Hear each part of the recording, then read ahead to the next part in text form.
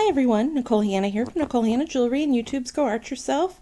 Today I'm going to finish up showing you how to add embellishments and trim to the Amethyst Wing seed bead embroidered project that I started in a previous video, and I'll link to that in the description below. I am going to apologize right up front for the quality of the video. My camera battery was dying, but I needed to get the project done, so I went ahead and filmed anyway. So how I'm starting now is, because these three cabochons were actually pendants, they had holes in them, I wanted to cover up each of those holes. So as you can see, in two of the three, I had added little 3mm garnet beads. And now that all three of these cabochons are bezeled, I need to fill that little space in the middle of them. Just to cover up that felt. You don't want to see that felt. So I'm using a 7mm freshwater pearl in a coordinating color, just to kind of block in that little bit where the three stones can't really meet. And I secure it just like I would any seed bead, like was previously explained in the first video. And I pass through it 2 or 3 times just to make sure that the bead is nice and secure. So I'm going through it a second time here, coming up from the back of the felt. And then once I go through the bead, I'm going to go back down through the felt from the front. My thread, after I finished my bezeling my last stone, my thread just happened to be in the position that it was best to handle this middle section first. You're not going to see any of the thread on the back of the piece, so it's okay if you have to travel across the piece in order to add a bead or an embellishment that you want to add. And you can add beads like this anywhere on the design. You can go around one whole stone with 3mm beads or 7mm beads. It's however you want to do it. So now what I'm going to do is I have this last hole here in the final stone for it, for a bail, because it was a pendant. So I'm going to go up through the back. And of course, you see I'm having a little trouble with it. So what I like to do, because it's hard to find where the hole is, so I go through it from the front and then mark it with my fingernail, and then it's much easier to find the hole from the back that way. So then I come up through the back of the hole in the stone, and I'm just going to add a 3mm bead and go right back through the same hole. And because the hole is smaller than the bead, the bead will settle in there nicely. I have quite a bit of length here on my thread, because I'm going to get ready to do some trim. So now that I've got that final bead in, I'm not going to add any more embellishments on the piece, but you can definitely add as many beads as you like for embellishments. You can even just go around the stones with seed beads. Now I'm securing the thread as I did in the previous video, again linked in the description. And I'm basically just passing the needle through a little bit of the felt, catching a little bit of the felt on that needle and pulling it through. And when I've got a little bit of a loop at the end of the thread, I'm going to run my needle through that loop, and that really ties off that stitch nice and neat. And I usually do this 2 or 3 times to secure the thread before I begin the next step. And so you can see, and I'm not sure how clearly you can see it, but you can see where the thread passes along the back of the piece. But you're not going to see any of that once the backing is secure. So there's really no need to worry about how messy that may be. So now what I'm going to do is I'm going to hold that thread out of the way, and I'm going to start cutting around the stones so that I can add my trim. Because if I'm not going to bead here, I'm not going to need any of this extra felt. You see how much I'm leaving? There's just a tiny edge of the felt that can be seen.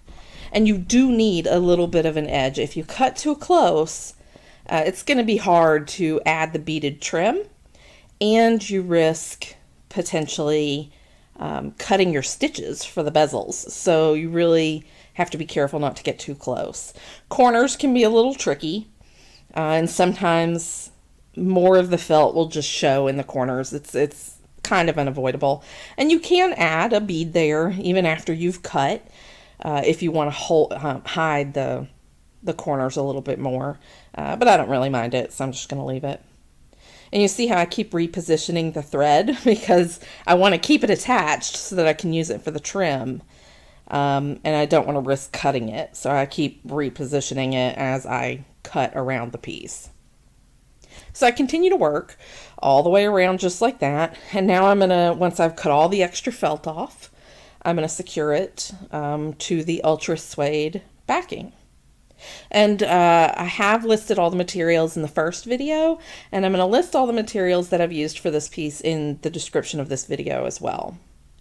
So now I'm adding the E6000 glue to the back of the piece. And it looks like I'm adding a lot, but I'm really not. It's little dots of glue that I'm really just spreading all over the place. To add the felt, you honestly don't need a lot of glue, but you do want to make sure you cover everything because you don't want the backing to buckle or bubble up. You want it to be nice and flat. So then I'm just going to kind of hover the piece over my Ultra Suede backing to make sure I know exactly where I'm going to put it before I lay it down. And then I'm just really going to press it secure.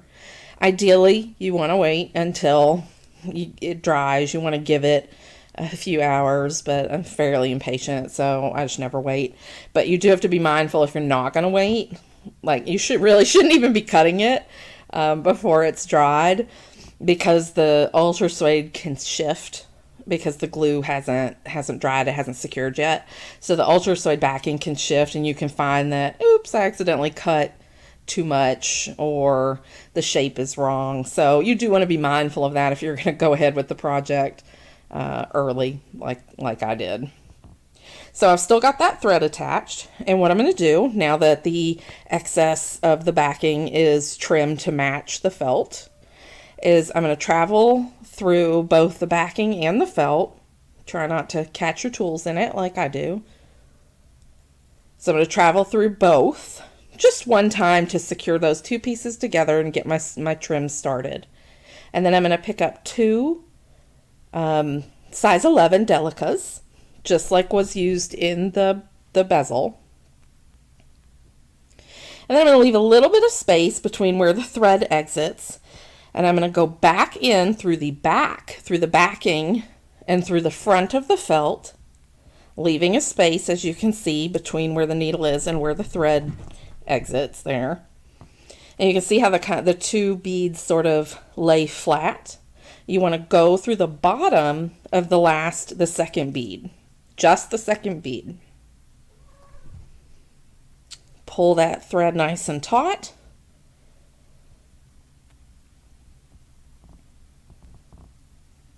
And you'll notice once you pull it taut that second bead sits nice and straight. The first bead will be a little wonky until you close off the trim, until you work all the way around and you add your final bead, and I'll show you that in a little bit. So the first bead will look a little weird, but the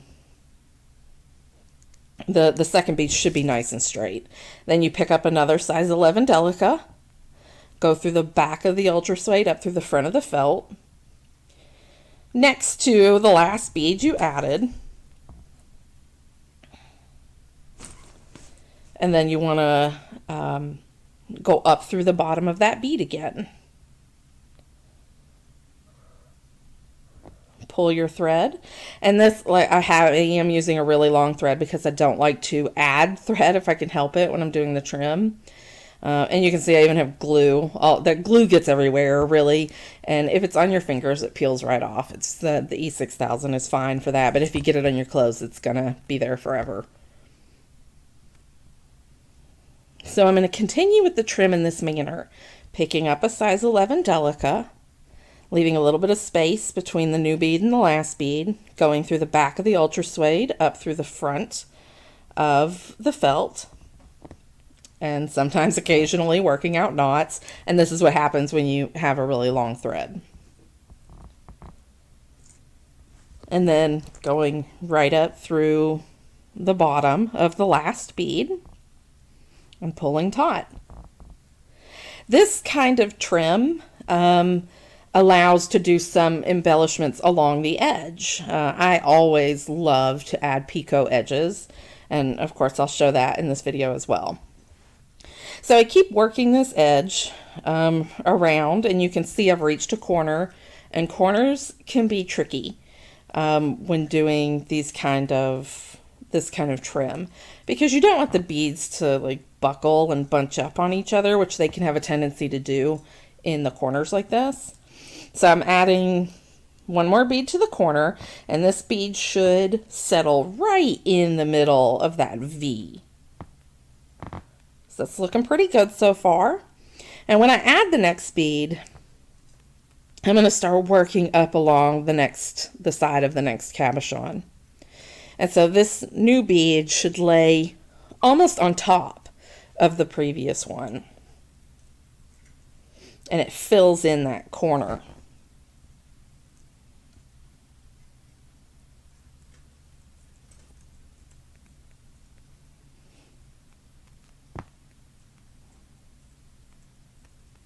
And then you're just going to continue on in the same manner, adding beads. So fast forward, off camera, I've worked the rest of the perimeter of the design. And you'll notice that I'm running out of thread. I'm not going to have enough thread to finish. So what I'm going to do to finish off the thread is I'm going to pass down the previous bead up through the next bead, down the next bead, up through the next bead. So basically I'm just going to weave my needle in and out of the previous several, 8, 9, 10 beads to secure the edge of my thread. But even then, I don't like to leave it as just that. I have had threads come undone if it's secured only in this manner. So what I like to do is pass it a little bit through the felt in the front of the piece. So see how the thread is now exiting in the front of the piece. And I'm going to run it through some of the beads in the nearest bezel. And if you don't have a bezel, if you just have other beaded embellishments along the front of the piece or around your stones, then you can run the thread through that as well. So, and I know I keep pulling it sort of off camera. When I'm doing beadwork, I have a tendency to pull it really close to my face so I can see what I'm doing. So, yeah, so I tend to pull it off camera. I try not to, but it's just a habit that I'm trying to teach myself to break. So basically that's what I did. I just ran it through a few beads in the bezel and then trimmed off the excess. And when I added a new thread, I ran the thread through the bezel again, where near the point where I'm going to need to start adding new beads to finish off the edge. So I worked through several of the beads of the bezel, then several of the beads in the trim itself, and then I'm closing off this final wonky bead where we started the trim with. If you go, when you add your last bead in the trim and that thread is coming out at the top of that bead, then you'll go down the first wonky bead and then back up through the bottom of the last bead added and then down through the top of the wonky bead. And usually doing that once or twice will really close the trim and secure the beads in place and will set you up to go on to embellish the edge. So one of the things that I want to do is I want to make a pathway for a chain along the back. I'm not going to add a chain directly to the edge. I want to be able to change chains or ribbons or cords. I want to be able to switch them out. So I need to create a sort of hidden bail along the back. So what I'm doing is I'm adding enough of size 11 round seed beads. This time they're round. And You could use delicas for the back. So I'm adding enough beads so that I can cross this corner here. And this is going to be part of the bail where the chain is going to pass through. I need to have a little channel, I guess you could say. So I cross the backing, go up the bottom of a corresponding seed bead, go down the top of the very next seed bead, add as many seed beads as I need to make it back across the corner of the back. And I haven't counted, so I'm just adding, I'm just eyeballing it, how many I'm going to need.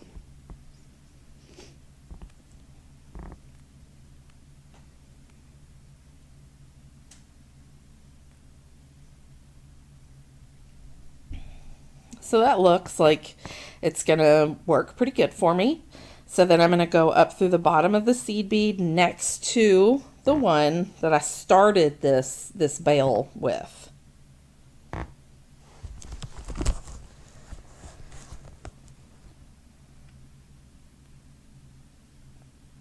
And then I'm going to go down through the top of the next bead.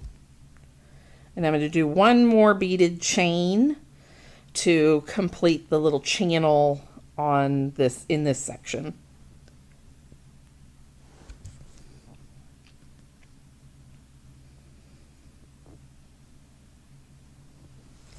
And the goal is when you add your chain that the chain is going to travel along the back of the piece, and it's not going to be seen from the front except where it exits the two corners.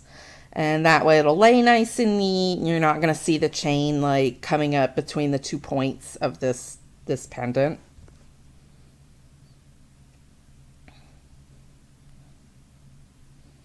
So I'm just adding beads as necessary to make it across. And really only 3 or 4 chains across is necessary. You really don't need any more than that for a nice secure bail. So I've got 3 here.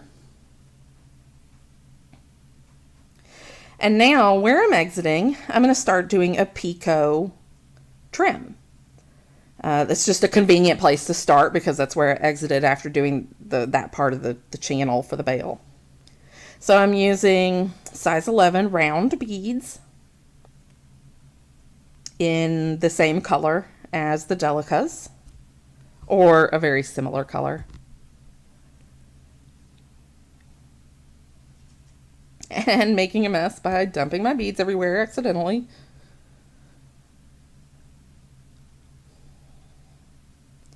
So how you make a picot, it's just a little embellished edge. I'm going to take 3 of the round size 11. And you see I'm coming out the one Delica. And I'm going to go down through the top of the very next Delica right to the right of it. And this is going to make those 3 beads stack in sort of a pyramid shape. Then I'm going to skip the next Delica and go up through the bottom of the one after that.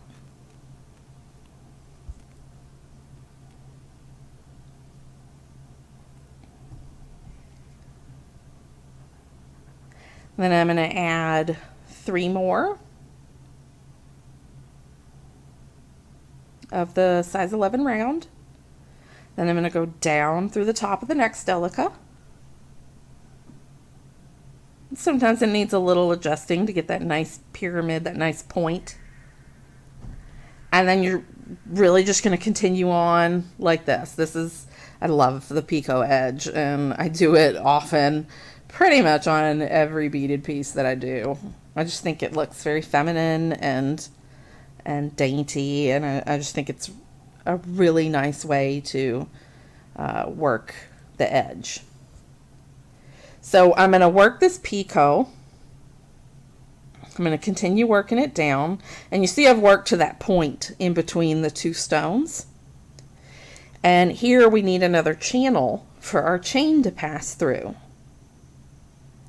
So I'm going to do a nice long chain of beads, either the delicas or the rounds, it doesn't matter.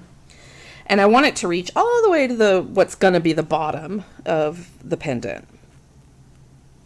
And it doesn't even have to be exactly in the middle. It's okay if you're off to one side or another, because none of this is going to be seen. The only purpose this has is to allow a chain to pass through it. And if you didn't do this on the second, in this middle section here, then what would happen when you add the channel, the last channel in the opposite corner, is that the chain would cross above that little V in the middle, and you don't want to see the chain there. So this allows the chain to tuck into that V. So I added 4, and the reason I added 4 instead of 3 is because I needed to work my way back up to that corner so I can continue adding my picot edge. So I'm just trying to get my needle into position so that I can add the next picot without it overlapping the previous one, or the last one, I should say. So picking up 3 more, going down the top of the next delica, just like before.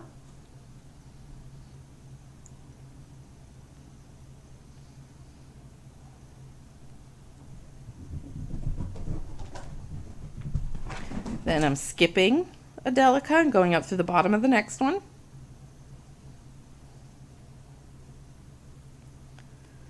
It's a really easy embellishment to your edge, but it's just so pretty. So then I'm picking up 3 more of the size 11 rounds. And I like using the rounds for the picot more than a delica because they create a much nicer pyramid or point. Now I'm going to continue going. You see I've stopped just after that corner on the opposite side there. I'm going to position my needle to get ready to add the last channel for my cord to pass through. So now the cord will follow the shape at the top of the pendant. So I've added my chain of beads, just enough to get me to the opposite side of this little corner. And I'm trying to go up just through the delicas. I don't need to go up through the round as well. Just the delicas in the actual edge.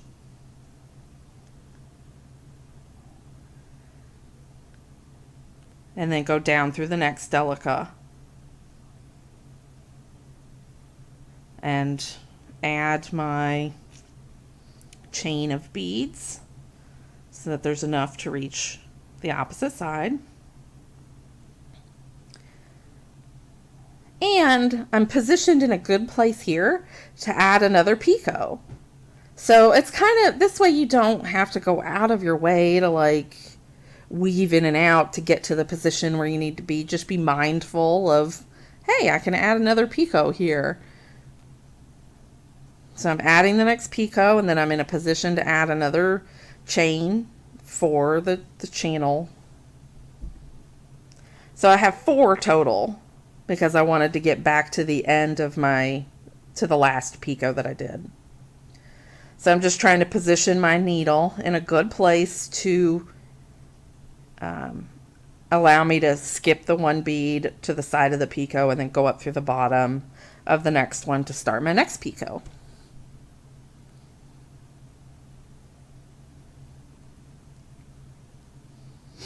So then I'm picking up 3 more rounds, going down through the top of the next delica to the right, doing another picot, and I'm going to do that around the rest of the side there. Now along this bottom part, this is going to be the bottom of my pendant where this nice curve is, I want to add a beaded trim. Kind of incorporating all of the other beads and things that I've used or incorporated so far into the pendant. So what I like to do is count how many beads are along that edge to mark where my center will be. And so I'm starting my beaded fringe, I guess you could say, with 10 of the size 11 rounds. Then I'm going to pick up a 9mm bugle in, I think it's like a mauve or a deep amethyst. And then a 3mm garnet.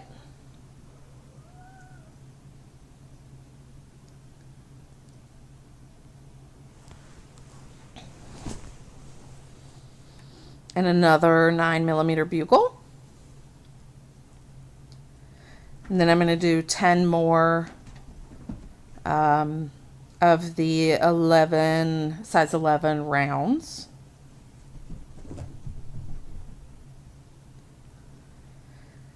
And this is purely personal preference. You can add as many of whatever that you want to do. That's what makes a fringe so fun. Is it can be any combination of things. You can use gemstone chips, which are always add a sort of bohemian flair to it. So now I'm going to add a 7mm pearl, just like I used in the center there.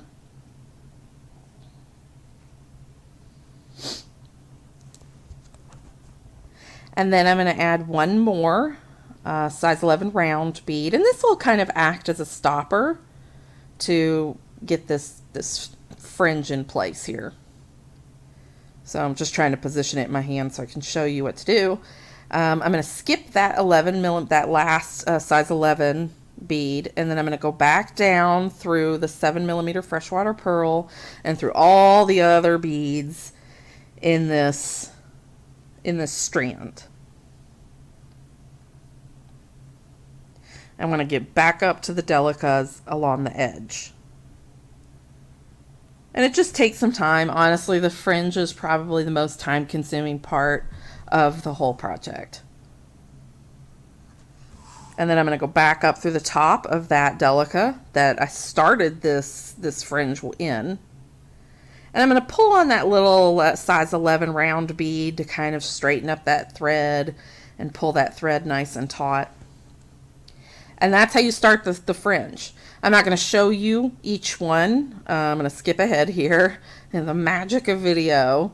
So basically I'm just going to go back down through the bottom, or back up through the bottom, I guess you could say, of the next delica to begin my next row, or my next chain in the fringe. And I'm going to continue to work my way all around. And you can change up how you do the fringe. Like I started to add after 10, I started to add, like the first 10 have the 10 size 11, and then the second group of the fringe, I added a few more size 11s, and I kept adding the size 11s the closer to the middle that I got. And then once I got to the middle, I would start decreasing the size 11. So it creates this nice like V pattern that hangs below the piece.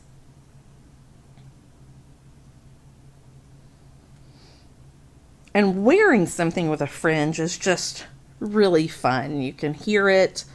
You can hear all the beads sort of jangling. So now what I want to do is get situated to complete my picot edge. So where the picot started, I want to count down to where my thread is currently, and just try to determine where I need to place my thread so that I have the correct number of spaces between my picot. So I count, skip a bead, add my picot to the next 2 beads, skip a bead, add a picot to the next 2 beads, until I know where my thread needs to be positioned. And in this case, my thread was exiting where it needed to start the next picot. So I picked up 3 more of the size 11 rounds.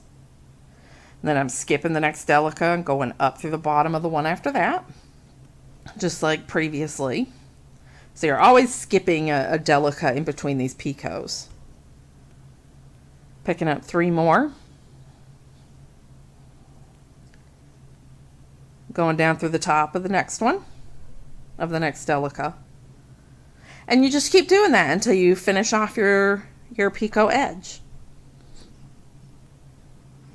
Once you're done with that, then it's just a matter of securing the thread as previously explained, just passing it through several of the Delicas. You can even pass it through the round, the size 11 rounds as well, you know, going up and down.